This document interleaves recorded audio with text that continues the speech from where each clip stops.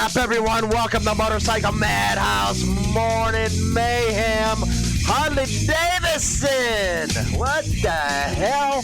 Every time we turn around, you're doing something stupid. You deserve to go under, man. Everybody go Indian.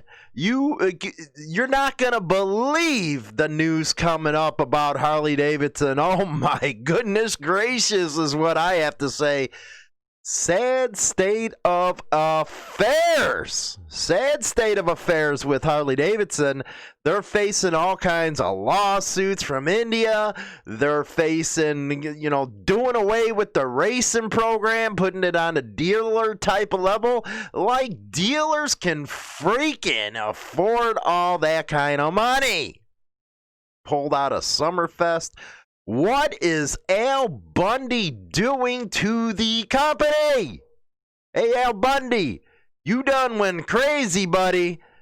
Went crazy. You want to put all the attention on your CVO market, and you're cutting out stuff that is always been connected with Harley Davidson. Boy, you do not like the working man. You do not. You are going for your high-end customer. Going all in for it, baby. All in. You're just worried about that stock price, aren't you? Oh, my God. Unfreaking real. I want to give a shout-out to all our Throttle Club members. If you haven't joined the Throttle Club, you don't know what you're missing. Once a month, you get a Zoom video conference with the rest of the members, as well as a members-only live stream right on YouTube and all that good stuff. So you to go over there and join on the YouTube channel. No, it's not an RC. No, it's not a club. It is a perks program that we have become a part of the Throttle now. Woo! I seen a lot of and you know what's even worse? They're cutting ties with the Vance Hines race team. It's a whole bunch of stuff going on. I couldn't believe it. Where is your loyalty, Harley Davidson, to everybody else? Go Indian. That's what I have to say. Harley, you deserve to fall on your face. You really do. And to all those cheerleaders out there, I feel for you. I really do. Harley Davidson makes a decent bike, but let's just be honest, their technology isn't there. Yeah, they're playing catch up and all that type of stuff. They're trying to diversify. The word there is trying to diversify. But let's just be frank, man. They're keeping the bikes out of the dealer showrooms. They're trying to turn around the fact that they got to compete against themselves in the used bike market. They just got a whole host of problems, man. Harley Davidson's prices are not the value of the bike is not holding up anymore. It used to be that, it was an investment to get a bike, from Harley Davidson, and you always, knew that it would hold its value. Now, not so much, man. The used market is just overblown with all kinds of Harleys. You could go out there and probably get a lot of the bikes on the used market for a little over wholesale price. Never pay full price for a Harley, man. Never do it. You can actually probably make a business out of flipping them now. I know there's a lot of YouTube channels that do exactly that. They'll go and get these bikes cheap, flip them, make a few $1,000s because they're just not the thing anymore. Ever since Indian came out with some of their bagger lines, the Chieftain, all that type of stuff, they've been kicking Harley Davidson in the balls. It's kind of like Indian flipped the script on them. They're taking some of the good that Harley Davidson did and was working with in the old days and now modernized it. And next thing you know, everybody's Indian, man. Everybody's Indian. And with Polaris backing them, it's just nowhere but up. I think Polaris understands that whether you're a motorcycle enthusiast or a hardcore biker, that you got to stick with your core base. Now, Indian, they need to start with their dealership network. They got to get more dealers out there. Once they get the dealer network out there, I think they're going to be doing really good. And while they're building up their dealer network, you got freaking Harley Davidson getting rid of dealers. How do you pull out of the biggest market in Asia? How do you do that? Then you leave the ones that put an investment into you out on the street. Most of these people in India, the dealerships, didn't even know Harley Davidson was pulling out of India.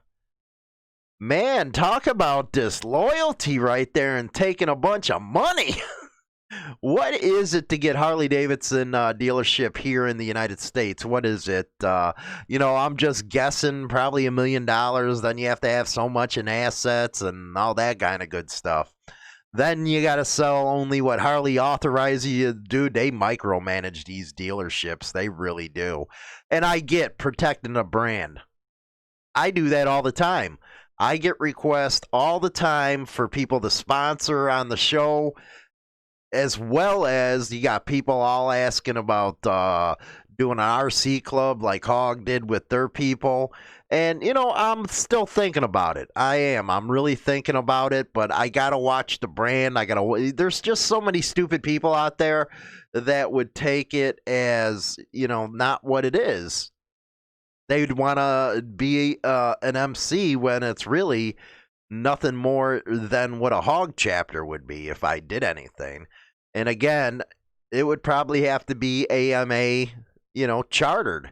So I get protecting a brand, but micromanaging people that has a franchise and you're not putting bikes on their showroom floor, that is insane, man. That ain't loyalty, and that sure to hell ain't helping the business out, the dealerships out, when you won't give them any freaking bikes to sell. I had a lot of people over in Europe saying they can't get any damn Softails over there. They're only pushing these big-ass bikes, and now, they unveiled the Pan America over there. Not a lot of people ride that stuff, man. And what Harley don't get, there's such a small segment of people that ride them, the off-road bikes. And when they do, they go for BMWs, because BMW has some badass bikes. Then you got the Africa Twin with Honda. I just think you know what you should have done was get back to basics. You claim you were going to do that through doing that through the rewire plan, but it don't look like it. I think you just went batshit crazy is what you did. You got a lot of people in there that don't know the lifestyle. Now, they claim Al Bundy rides. Well, okay. Anybody can jump on a motorcycle. But to actually live the lifestyle is a totally different thing. I think, Harley Davidson was a lot better company when it was private, because they didn't have to mess around with all these freaking investors, all these stock fund holders. And yeah, I can't believe it. When I seen these stories, I was like, damn, man. It just keeps on going down and down and down. Ooh, woo. Before we go into the biker news, don't forget to come listen to me and China Doll over on the Hollywood and China Doll show. Get some great topics in there. It's not biker related over on that one. It just gets into some extreme conversations, and a lot of people are really enjoying it. All that good stuff. So, again, don't forget to become a part of the Throttle Club right there on YouTube. Welcome to everybody in the chat room over on YouTube, and welcome to those that are listening to us over on the podcasting platforms. Really appreciate it. So we're going to get into some biker news, and you'll see what I'm talking about with Harley. Oh, my God. Let's get on going, man. Let's go to Windsor Star. Let's start this one out. A local drug sting uncovers kidnapping, torture, and conspiracy. Ooh, ouch. When their Leamington targets began setting in motion a plan to kidnap and torture one of their own, that's when the RCMP decided it was time to pull the plug on a major undercover operation aimed at disrupting a cocaine pipeline between Mexico and Ontario. With the co-conspirators pondering whether to hire either the Hells Angels or another criminal underworld type to snatch, duct tape, and deliver their target, the police authorities who had been covertly listening in decided it was time to terminate Project Oman. That happened on July 28th of 2016. Quote, I have no doubt that, but for the intervention of police, the kidnap and forcible confinement would have occurred. Superior Court Justice Pamela Hebner said in a ruling released November 4th. Following a trial spread over more than 1 year, Daniel Tyson, just one of the number of characters connected to Project Oman, was found guilty on 4 counts, including conspiracy to commit kidnapping, forcible confinement, and assault causing bodily harm. He's 52, was convicted of conspiring with 2 other Leamington men, Jay Shanks and Jacob Thiessen, in addition to unidentified other persons, to kidnap and torture Devin Aldernan in an effort to recover money they felt their associate in the drug trade had stolen from them, as well as to teach him a lesson. The disputed amount of money owed that was discussed in intercepted calls was $185,000. What is it with people that don't understand? I don't care if you got a throwaway phone or not. Your calls are going to be intercepted. Don't get it. The conspirators said Alderton would also have to make up for the costs associated with his own kidnapping, bringing the total to more than $200,000. Got to pay for your own kidnapping there, boy. Tyson spoke of being under pressure from suppliers further up the drug trafficking supply chain who were, quote, mad at us. In one of the typically expletive-laced conversations, there are some pissed off fucking people and some hurt fucking feelings. Tyson was sore at Aldernan because the missing payments put us out of business temporarily. Yeah, that's what happens, man. That's what happens. You get in that type of trade, you better get your damn crap together. Now, let's go Harley Davidson. Here we go. Speed Sport. Harley Davidson is ending support of Vance and Hines. Sad state of affairs, man. Milwaukee, Wisconsin. This is out of speedsport.com. Harley Davidson is refocusing its racing efforts and as a result has withdrawn its support of the legendary Vance and Hines Motorsports program. Vance and Hines, go get over there with Indian, man. Everybody else is. While Harley Davidson is not leaving motorsports, it will no longer be involved at the factory level and will instead create various contingency programs to support racing efforts by its dealer network.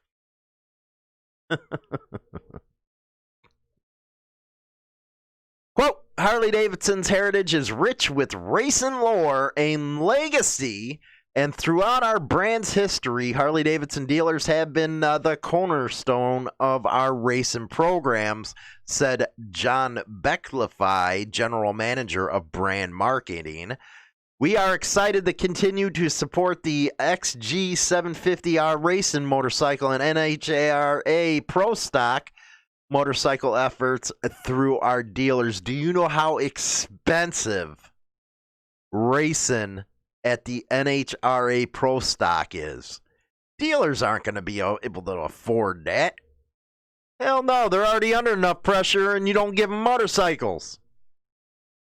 The Screamin Eagle Vance Hines NHRA Pro Stock motorcycle team has earned 107 victories and 10 championships during the past 18 seasons. That's a lot of victories, by the way. Additionally, Vance Hines has been instrumental in ushering a new era of flat track competition with the development of the Harley Davidson XG750R SuperTwins and Production Twins motorcycles, as well as earning a championship in AFT Production Twins. And this is how you repay them. No loyalty whatsoever. Vance Hines will continue to manufacture and support the sale of XG750R Super Twins and Production Twin bikes through qualified teams. The company will refocus its efforts by backing dealers through the development of contingency programs for American flat track competition. Could it be that you guys got your asses handed to you in flat track and now you're upset? Now let's go to MPN. Further news on that. And they're claiming Harley Davidson is harking back to the foundation of the company's competitive spirit by refocusing on building within the brand and celebrating the heritage of grassroots flat track racing by offering support to its entire dealer network. They're talking about the contingency programs. We read that one quote.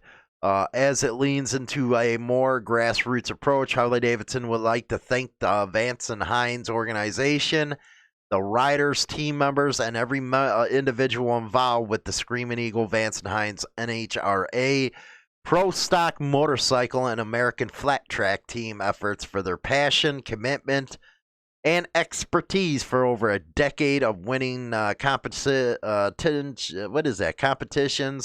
and championship titles. In a return to the foundation of Harley Davidson's racing efforts, the company will refocus by, there it goes, dealer support and all that stuff. Oh, man. I guess, some YouTubers as well were lucky to get out of this crap when they did and went to other motorcycles. My God, I can't believe it. It's like a freaking dealers. Hundreds of thousands of dollars for some of these, top fuel dragsters, man. You can't afford that kind of stuff at a dealer network. This ain't 1950. This ain't 1940. Stuff costs money. I just say you're pissed off because getting your asses handed to you by Indian and the other makers on flat track. Let's go overseas, and this was one thing I was talking about. Indian dealers consider legal action against Harley Davidson, demanding compensation for their loss. The dealers of Harley Davidson in India have now decided to take legal action against the iconic bike makers for the compensation of their losses. The U.S. cult biker Harley Davidson has recently announced its decision of exiting the Indian market. Harley Davidson was since then involved in a legal battle to make the exit from India. However, legal trouble does not seem to end for them. Harley Davidson had formed an alliance with India's Hero Motor Corp. The dealers in India are now exploring legal efforts. Several dealers at Harley Davidson India have now hired the leading Indian law firm AZB and Partners in order to review their paperwork with Harley Davidson. This measure has been taken to suggest if there is any legal remedy available for the compensation of their losses. The U.S. motorcycle brand had announced in September that it is going to discontinue their production and sales in India. How the hell do you do that, man? The major move was taken after the company struggled to gain momentum in the Indian market after almost a decade of struggle. Well, could it be that your prices are too expensive? Maybe. Could be. That's why everybody's switching other brands here in the United States. After a month, it had entered a distribution tie-up with India's Hero MotoCorp. It is the largest bike makers in the whole world. The MotoCorp will sell motorcycles under the Harley brand as part of their tie-up. India is one of the largest motorbike and scooter markets in the world. But the major percentage of sales come from the low-end commuter model sale. This is where the sales of Harley Davidson took a massive blow. It's because they couldn't get their crap together, man. How do you not compete in the largest market in the world? You know, just your brand, you're overpricing what it's worth. It might be worth a lot here in the freaking United States as brand loyalty and brand recognition is concerned, but around the world, man, no, it's not worth the price. Federation of Automotive or Automobile Dealers Associations of India has said that it generally costs, oh, here it is, and this is in India, costs between $670,000 to $1 million to set up a dealership of Harley Davidson. The compensation that is being offered by the company to the dealers is merely around only 10% of the total investment. Oh, I'd be pissed. The industry data has shown that Harley-Davidson annual sales in the country were down by 50% to 2,400 units in the fiscal year to March 31st from over 400 to 600 5 years ago. The dealers have demanded proper compensation for their loss. American General Motors, Motorcycles, and Mantrax had announced their exit in the last 3 years, creating uncertainty among dealers. American companies, you know what? You're going to piss everybody off around the world. And yes, it's a business decision, but if I put $1 million into the dealership and you only wanted to give me $100,000 back because you lied, I'd be pissed too. Now, let's go to Hot Cars. This is about the only thing they do good is give information on, reviews of motorcycles and stuff. And I found this one very interesting. The review of the Harley Davidson Iron 833 Bobber. They're going to give you cost, facts, and figures. If you're over on the radio, check it out on YouTube. You to check it. You see the pictures of it. The lineup for 2020 feet, and that still hasn't come out. The 2020 lineup for Harley Davidson, but they do have quick pick looks at some of the stuff. And just like with Harley Davidson, every year it's the same damn bike, no changes, none of that stuff. Maybe a change here and there, but nothing that makes any freaking difference for spending a big money on a new motorcycle compared to a used one. The current Gen Iron 883, a bike a few can only rival to be simplistic and elemental. Huh. You got your Vulcans, you got your friggin' Shadows, and half the prices. What are you talking about? Can't rival it. Harley gave it a simple name that fit and with its characteristics. There are no gimmicks with this one, and as a result, what you get is a pure connection between you and the road. What are some of the features of the bikes? It claims that it reminds them of old-time bobbers with a single seat, which anybody can do that stuff. The signature V-twin engine is given a black powder coating. It's not chrome, but it still looks beautiful, they claim. The overall design of the bike feels compressed inwards, and the seat height is really low at 27.5 inches. And they claim it results in an easier ride for shorter riders, which, yeah, something like this would be for shorter riders. A con reported by most folks that have driven it is the suspension. The suspension's really short, so don't expect to disengage from potholes, bumps, or uneven surfaces. Those who want a more rugged bike rather than a luxurious comforter will have a blast on it. Is it suited for everyday use? They say it's one of the many strong points of the 883. Again, this is their reviews, not me. I'm just glossing over it. They go on to say how well does it perform. The air-cooled Evolution V-twin engine has a displacement value of 883 that produces about 50 horsepower. It delivers the power to the tires at 53.8 pounds and a torque of 3750. The electronical sequential port injection delivers the fuel to the engine in front. It gets 30 or 300 millimeter dual piston calipers, while the rear has a 260 dual. Does have ABS as an option for an extra only $795, and it has a 5-speed transmission. The cost is starting out at $9,000. $9,000 with the option of a two-tone color that sells for $9,800. Let's see here.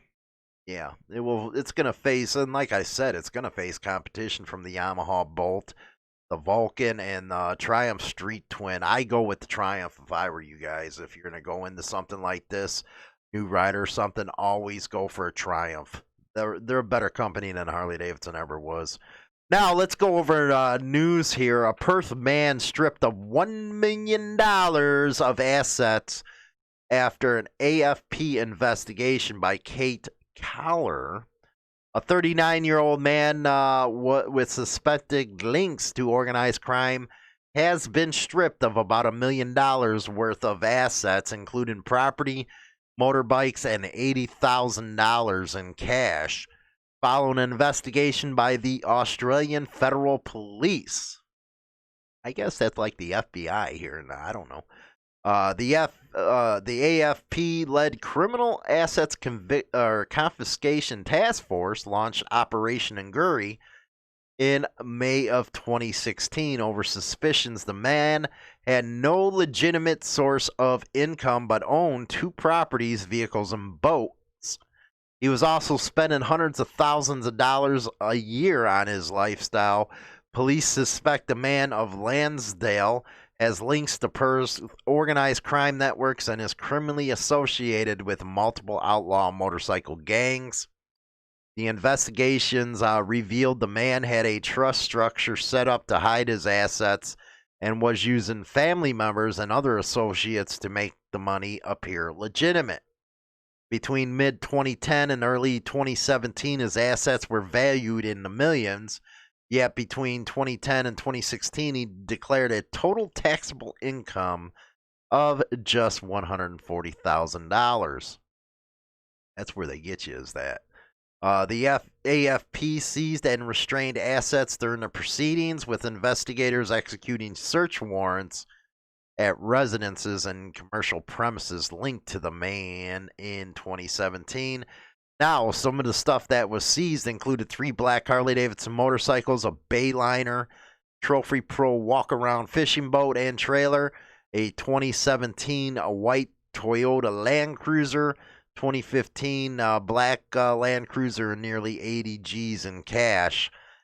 Extensive investigation and civil court proceedings led by the CACT's litigators, evidence presented to the man and his legal representatives was such that he agreed to forfeit his assets. Should have fought on. Now, Corey Graff's Wall of Shame. A police officer charged, a Westmoreland County police officer, has been charged after using his authority to exploit women for sex. No, they don't do that, right? It's always the sexual stuff with these people. State police say 49-year-old Robert Baldwin Jr. has been charged with obstruction of justice, hindering apprehension, and official oppression. According to state police, Baldwin was the Seward police chief and also worked part-time as a patrol officer for St. Clair Township.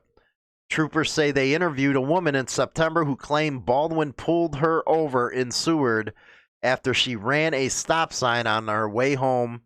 The woman told troopers that he'd just been in an argument in Latrobe and had left as police arrived. According to the woman, Baldwin approached the car and asked her to follow him to a more secluded area because he said there were too many people around. After the two arrived at this more secluded area, Baldwin told the woman he could work the situation out for her if she did something for him. When the woman asked what Baldwin wanted her to do for him, Baldwin responded that he wanted what her husband gets, which the husband said she understood as sex. According to the complaint, the woman told troopers that Baldwin let her go, but soon texted her asking if she'd be home the next day. The woman did say she did not want to engage in any sexual activity with Baldwin. The woman said Baldwin came to her to the home the next day and the two engaged in sexual intercourse. Troopers say they questioned Baldwin about the incident. Baldwin said he didn't remember ever stopping the woman. So she did it any damn way. Anyway. Yeah. Lake City police officer arrested on the job for possession of drugs. Lake City police officer Casey Gibbons, 33, was arrested Monday afternoon and charged with the unlawful possession of a Scheduled 6 controlled substance while on duty at the Lake City Police Department, according to a Lake City administrator, Stephanie Snowden. Snowden said Gibbons was found in possession of 2 milligrams of, it's freaking, it looks like Xanax, a prescription drug used to treat anxiety and panic disorders. It belongs to a class of medications called benzodiazepines. Yeah, everybody knows benzos. She added Gibbons has passed a pre-employment drug screen and had been employed. Snowden said that she is extremely disappointed in Gibbons' actions and is not reflective on the hard-working men and women in their uniform. The city has zero tolerance when it comes to this type of activity. It is a brazen betrayal of public trust. Alrighty then, yeah. Let's go to a quick break here. Get your most unbiased and trusted biker news now at HarleyLiberty.com. Founded in 2012, Insane Throttle Biker News has been the place that all bikers come for what's happening in the scene. Go over now and bookmark HarleyLiberty.com. Rock on! Hi, this is China Doll from Hollywood and China Doll Evening Show. Join us Monday through Friday, 7 p.m. Central Standard Time on Spotify, Apple Podcasts, and YouTube for some fun times and very interesting entertainment. See you there, boys. Oh, yeah, there we go. See you there, boys. Get over there on Hollywood and China Doll's channel. You'll have fun, man. We talk everything from sex to some crazy stuff, man. Again, go over there and subscribe. You can listen to us also on all the major platforms like iHeart, Spotify, and all that good stuff. So, what do you guys think of freaking Harley Davidson, man, getting out of racing and stuff? They are cutting jobs. They are cutting bikes to the dealerships. They're pissing off people over in India. I still can't believe that, man. Sometimes it costs $1 million over in India. That's a ton of money compared to what it is over here in the United States for some businessman. And they only offered them a 10% settlement. How cheap, man. You guys must be really freaking hurting, and then you complain that you can't sell any damn motorcycles over there. Well, again, your brand isn't worth it to a lot of people outside the United States. I don't know what you guys are ever going to get about that. There's people that complain about how, the United States bikers treated, but damn, you guys just pull those pants down on them people over there and you just give it to them and you make them tell you, oh my God, you're nasty. I thought you guys are bad with the dealerships here. No wonder they're always cranky when you walk in and you don't look, all uppity and stuff. Those dirty greaser bikers walk into a Harley Davidson dealership, and it's like, oh, no, they want to avoid you like the plague in the dealers. Now I know why. They're taking all their freaking cues from the factory. Sad state of affairs. A lot of people that are younger than me, maybe 10 years younger, I guess, don't remember the time when Harley Davidson dealerships were just for the greasy ones, man. Hardcore greasy bikers. They used to hang out there, talk shop. It's not like that anymore, man. It really isn't. So hopefully, Indian steps into this void that Harley's letting go. I say to Indian, man, anytime that Harley does something stupid, step in and your brand to get even better.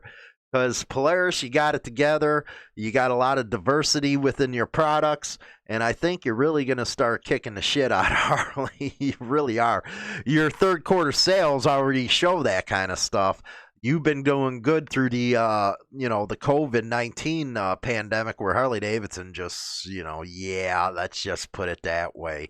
So don't forget to like and subscribe. Don't forget to join the Throttle Club, man. You can do that by hitting that join button. But with that, I'll see you again on the next segment, guys. Thanks.